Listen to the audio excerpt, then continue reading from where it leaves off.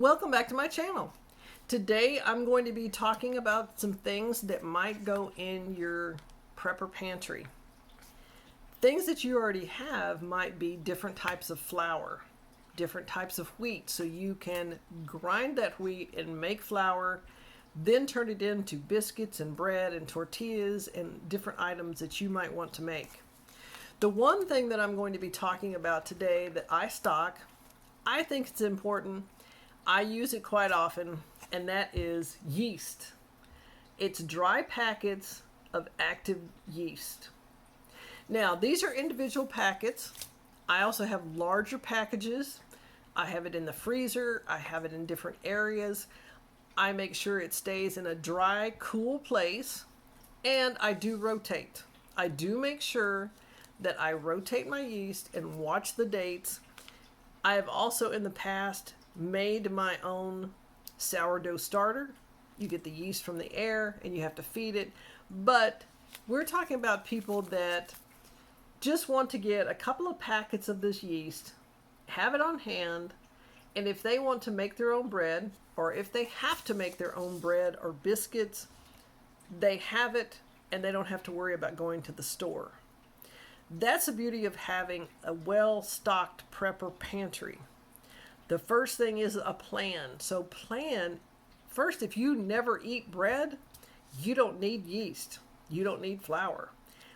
If you don't eat anything that needs yeast, then don't buy yeast. But if you do, make sure, or I suggest you check your pantry to see if you have enough. If the store should shut down today, let's say today you have a list and you're going to the store and you get there and the doors are closed. In fact, they're chained shut, they're locked. So you go down the street, they're closed. All the stores are closed. Or you go to the store and there's nothing in it. I mean, there may be a few rotten apples or maybe a couple of bags of flour that are open, or everything's wiped out. Because something has come out somewhere and somebody said something and the trucks didn't run. Gasoline for the diesel for the trucks are too high, so they didn't have enough, so they couldn't get there. It happens when it snows or ices, or there could be a tornado and loss of power. I've seen stores cleaned out because they lost power. Everything that was in a cold or frozen area was in a dumpster somewhere, because the health codes or laws said if the power's been off X amount of hours, everything has to be thrown away, because they don't know if it's safe to sell to people for consumption. So make sure that if you use yeast, okay, and this is just one example, if you use yeast, get some extra, have it on hand, put it back, store it properly, and I rotate mine. I always make sure I rotate it. Because if nothing else, you might have bread, red beans and rice, or beans and rice.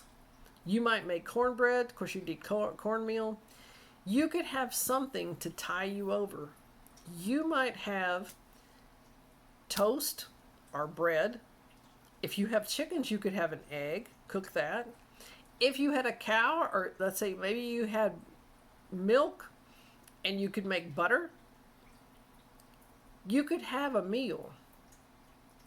You could have something substantial to get you through. Now, eating that every day might be boring, so you might take that yeast and make biscuits, tortillas, bread, bagels, whatever you want, different things. But you have the basic ingredients, and that's the key. Learn how to cook with basic ingredients.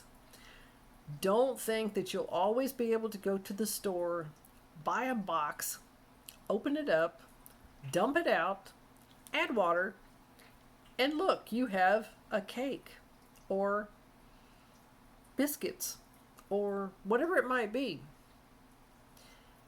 In the comments below, let me know if you bake your own bread, if you use yeast, or what you use the yeast for. I appreciate everyone stopping by to watch my video. If you enjoyed this video, give me a thumbs up and stay tuned for more videos coming out. Again, I am at an off-location site, so I'm on location at a different place. So you will see different things, you will see different items, but I'm helping a friend get her homestead set because she's moved in, or they have moved in, and everything's in a little disarray.